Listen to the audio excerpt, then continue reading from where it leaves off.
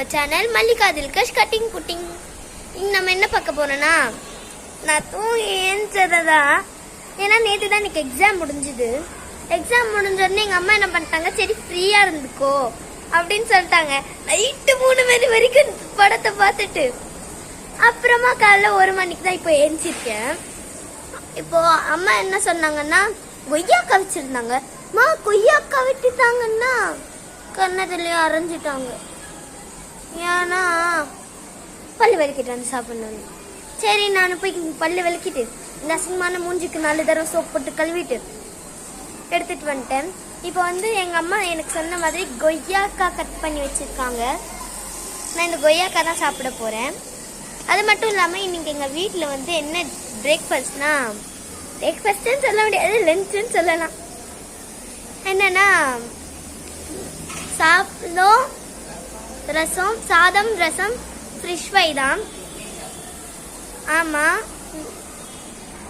இப்போ கொய்யாக்கா சாப்பிட்றது பார்க்கலாம். அதுக்கு வேலை சளி. நாங்கள் மரம் எல்லாம் வளர்க்குறோம். அதில் பயிற்ச கொய்யாக்கா தான் இது. இந்த மரம் இருக்குல்ல, இல்லை நாங்கள் மரம் வளர்க்குறோம்.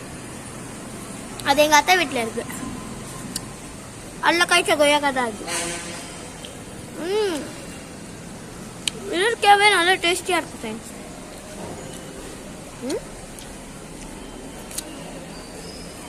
இந்த மாதிரி காய்ச்சி பாருங்க, செம்மையா இருக்கும்.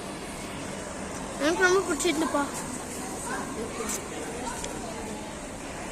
இது மட்டும் இல்லை, எங்கள் அம்மா என்ன தெரியுமா சொன்னாங்க, இந்த 10 days 15 days நல்லா ரெஸ்ட் எடுன்னு சொன்னாங்க. விடுவேனா? ரெஸ்ட் எடுக்காம விடவே மாட்டேன். Like this. எத்தனை நாள் தெரியுமா, ஸ்கூல் திறந்தப்பிலேருந்து மிட் டர்ம் எக்ஸாமுக்கு கூட லீவ் விட்டதில்லை. இப்போதான் லீவ் கிடைச்சிருக்கு. அந்த மூட்டையை சுமக்காம வைக்கணும்ப்பா. மூட்டையை சுமக்காம கூடாது. ஜாலியாக ஜிங்கிச்சுக்கான்.